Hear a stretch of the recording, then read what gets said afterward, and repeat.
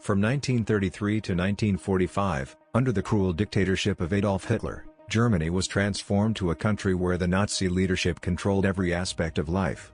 In the years to come, after Hitler came to power, Germany threatened war across the world in a bid to take over more territory and gain power.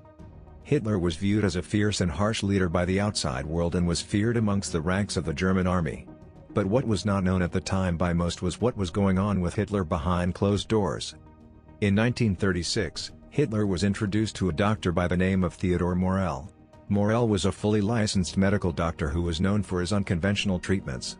At the time, Hitler was suffering from various mild health problems including severe stomach cramps. Morell prepared a treatment by mixing various vitamins and hydrolyzed E. coli bacteria called Mutaflor, and was able to successfully treat Hitler's stomach cramps.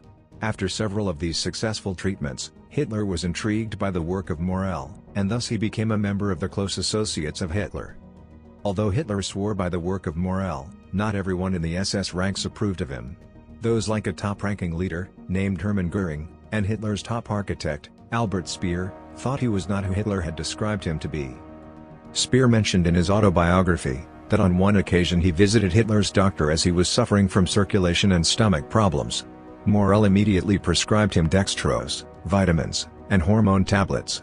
On a second opinion from Professor von Bergmann, who was a surgeon, he was told that his illness is due to mere stress from overworking. There were other times when Morell's prescriptions were found to be questionable. He had a creation he named Vitamoltin, that contained a mix of substances including methamphetamine. In Speer's opinion, Morell was an opportunist who took advantage of Hitler's trust and became increasingly lazy as time went on. According to Hitler's entourage, he was also apparently not very hygienic. Fast forward to 1945, Hitler was on at least 28 different drugs on a daily basis. Some including hard drugs like heroin, cocaine, methamphetamine, and oxycodone. This led to a crazed zombie-like character who was extremely unstable and unfit to make rational decisions.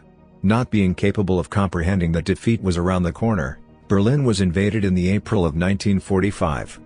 Some argue it was the drugs that Morell had been administering Hitler that caused him to ultimately lose the war. At the end, Morell had escaped Berlin with the permission of Hitler but was captured by American forces and interrogated regarding his role in the Nazi army.